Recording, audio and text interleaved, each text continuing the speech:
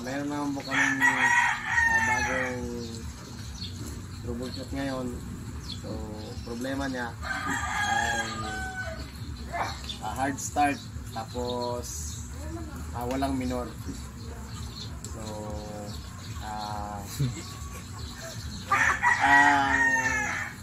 sa pag-diagnose ko po, ang problema niya, unang check namin yung servo niya po. So, baka yung IEC valve niya ay marumi na. So, yun po, kailangan hiningan. Hiningan muna namin. So, okay naman siya pag mainit na. Check po natin yung ito. Ito pong servo niya. So, yan po yung isang dahilan kung bakit hard starting siya. Si tamaki ko tong clutch mic. Pag na-start siya, pag in-start, yan. Yan. Tapos, walang minor. So, yun po. Hiningan po natin itong servo niya. So, dahil pag mainit kasi okay naman siya. Tapos malakas naman ang makina niya. Hindi naman palyado. Okay, so ito muna yung IEC valve niya. Tanggalin tapos cleaningan. Sige, Mike, kabarang kamu tanggal ni Mike. Tanggalan nih. Dealer. Huwag star screw.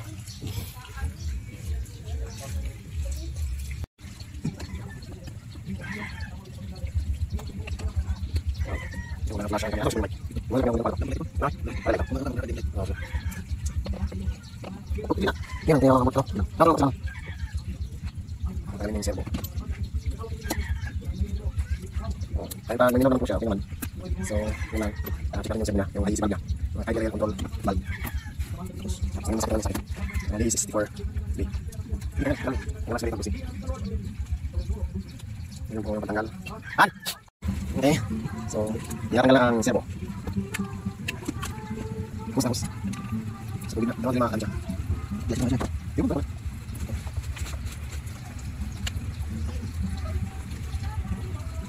Ayo.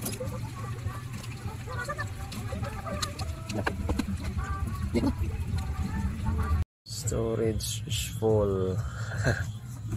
Sige. Wala naman nag-storage. Wala na yung storage full. Lalim siguro ni. Okay, ikaw. So,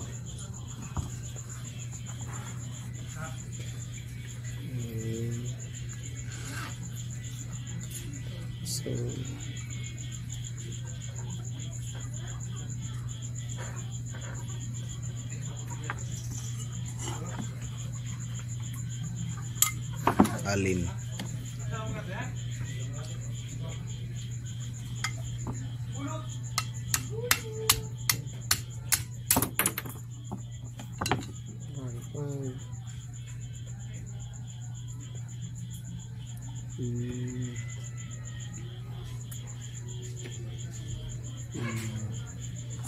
no?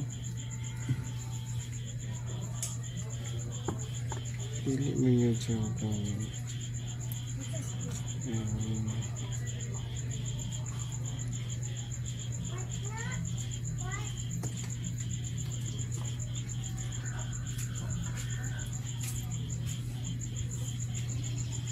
daot niya. Lagay ko daot niya. Ba ito ito ada.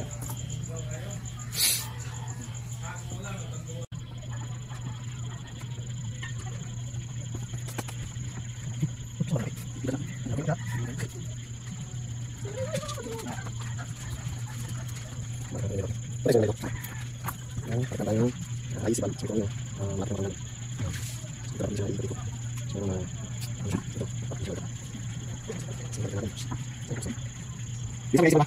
Ay, no. No. Sige, dito ka.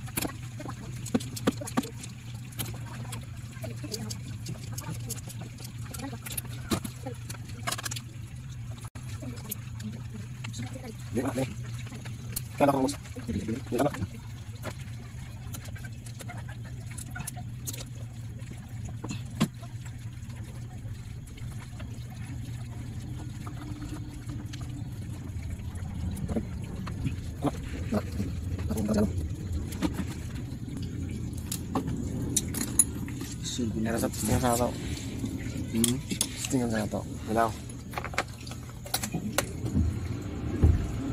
Wala ko niya sa ano yan, silitor. Kira.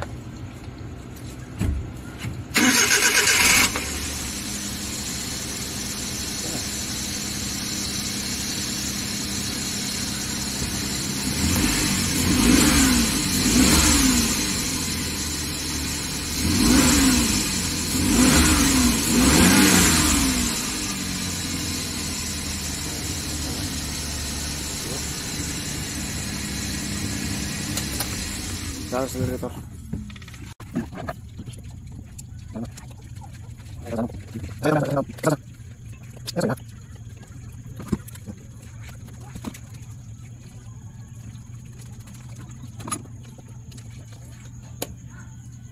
Oke, enak. Oh, henti lentoh. Atong daotnya sensornya Sir. Naga. So IEC bulb ang sira. Tapos pansin ko gikaon ng plastic. Sir oh? Nagikaon ng plastic ko. Tanawa. Oh. Kanawa plastic niya sa sulod. Sige ni siya tuyok. Mo gani tuyok gani. So kanawa gikaon ng plastic niya, plastic na. Katugay ang kitong isa no. Oh. Dapat dito na sa matuyok. Mo nag-control sa yang gasolina sa man. Sa gahatag ni siya minor. Kung bugnaw ang makina, ay nanay may magandang pag-usapan. Gitagalog naman sir kay. Sa YouTube magod hangyo sila Tagalog daw. Ayan. Ito po magandang pag-usapan sa mga idler air control valve. Idler? Oh, IEC valve ang tawagan eh. IEC. Oh, idler air control valve. So IEC. Oh, pag mainit ang makina, so siya po ay nag-a-adjust nag-a-adjust ng minor na pahina na minor. Yan. Pag malamig ang makina, a-adjust siya ng malaki. Yan. Mag-o-open ito para yung optimal temperature ng makina ma-reach niya. Yan. Pag mainit na makina, so nagko-close po ito konti para hihina yung minor ng makina niya, ng makina natin. So ito po yun, kaya hard starting siya dahil walang minor. Yan, nakasirado siya palagi. Tapos yan, kinain yung plastic niya yan sa loob. Yan. Tapos dapat hindi siya naiikot-ikot ito. So pag naka-close, kulay minor, hard start. Isa siya na sanni sa hard start. Pag naka-open po sir, stock open po siya, ang problema po niya kusog og minor. So kalas po siya gasolina, di po siya pwede. So ito lang. Start natin. Diba ganyan pag bugnaw, hard start ito siya. Yan. So one click.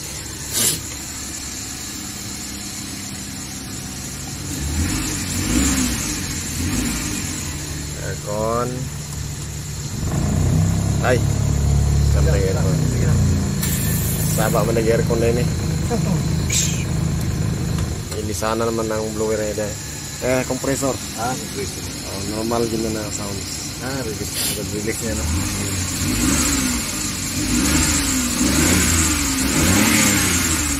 Okay. Problem solved. So, money na. Money na po. Okay. Problem solved.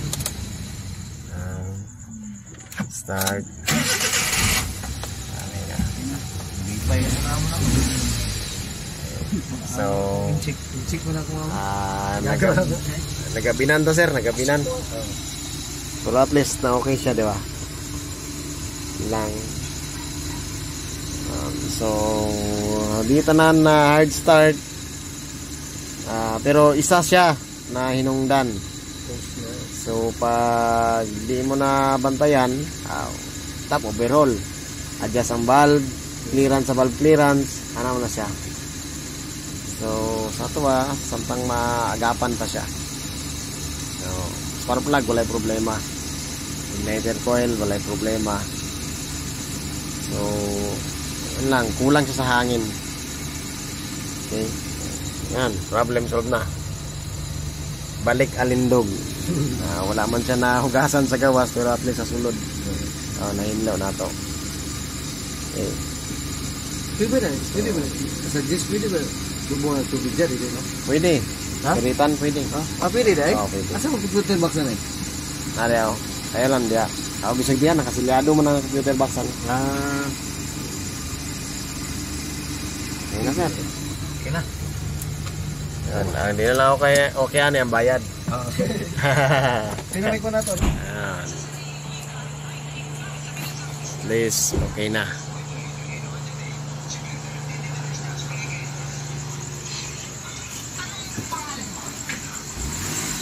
Sige sir. Okay, thank you. Yan, problema niya walay minor. Tapos hard start din sa mga day 64. Ingat sir.